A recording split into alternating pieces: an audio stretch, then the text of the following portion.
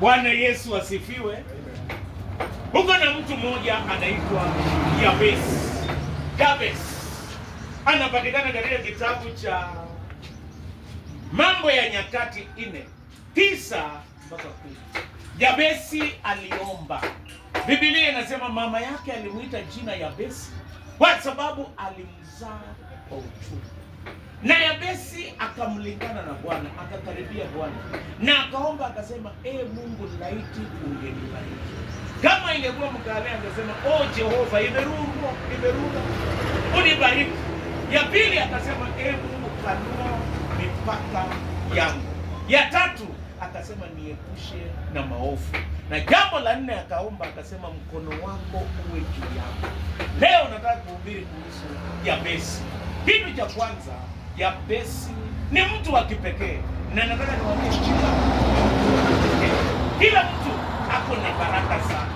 Yabesi alikuwa mtu wa kipekee kwa sababu ya masomo yake. Hata sisi masomo yetu tumuhusishe Bwana. Biblia inasema kumcha Bwana ndio mwanzo wa hekima. Usisha Bwana na utakuwa mtu wa kipekee. Kubali yeye awe mwokozi, mtawala na mfalme wa maisha yako. Kitu cha pili, Yabesi alikuwa kipekee kwa dunia. Ukifanya kazi na ukifanya shughuli ukiwa mwaminifu utakuwa mtu wa kipekee. Ukiwa mwaminifu utainuliwa.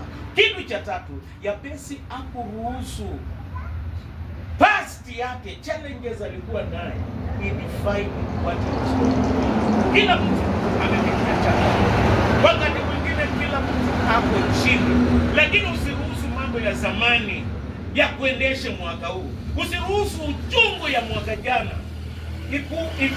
ikutawale mwaka huu. Nataka niseme omba, Mungu akubariki. Kitu cha pili, Yabesi akaomba, na mimi nataka kuombea hivyo. Jambo la kwanza akaomba Mungu ambariki. Naomba Mungu akubariki ukiwa fundi. Naomba Mungu akubariki ukifanya biashara. Naomba Mungu akubariki kwa boma yako, akupe amani na ushindi. Na hata katika nyumba yake uende. Ni kwa kanisa ndio tunapata baraka. Kitu cha pili akaomba Mungu apanue mipaka yako. Naomba mwaka huu Mungu akupanue mipaka yako. Kenye ulifanya mwaka jana Mungu azidishe. Hata mazao ya shamba azidishe.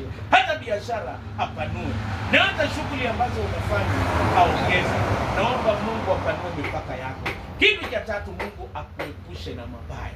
Hii kazi zote iko na majaribu, iko na conmen, iko na nini. Naomba Mungu akuepushe na maovu yote mwaka huu. Na jambo la nne, mkono wake uwe juu ya kila kitu ambacho unafanya.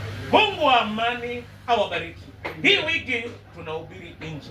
Sisi tunatoka ACK St. Mark's Toro. Tuko na ibada mpya tumeanza, inaitwa English Service.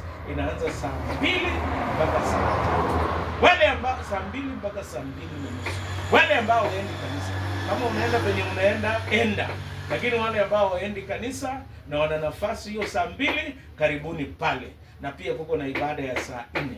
Mungu wa amani awabariki. Muniruhusu niombee kila mmoja wenu.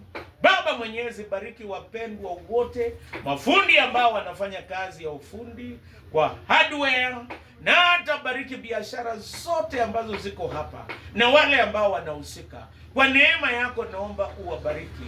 Panua mipaka yao, kutana na mahitaji yao, waepushe na maovu.